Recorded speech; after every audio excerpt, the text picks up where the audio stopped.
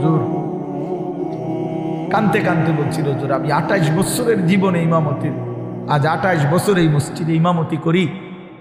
আমার জীবনের কত স্বপ্ন, কত আশা, বাচ্চাদের কত আবদার, বউ বাচ্চার কত চাওয়া পাওয়া, কিছুই পূরণ করতে পারি নাই হুজুর।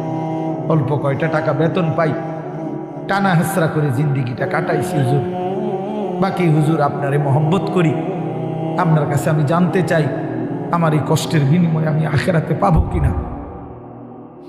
আমি কি বলবো, আমিও কাঁদছি তখন।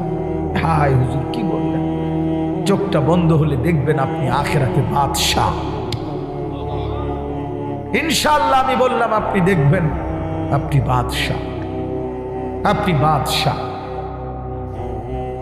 যারা আপনার এই দুনিয়াতে মূল্যায়ন করে নাই সেদিন তার আফসোস করে, আফসোস করে। তো এই জন্য বললাম আল্লাহ তাআলা ওই ইমানদার বান্দাকে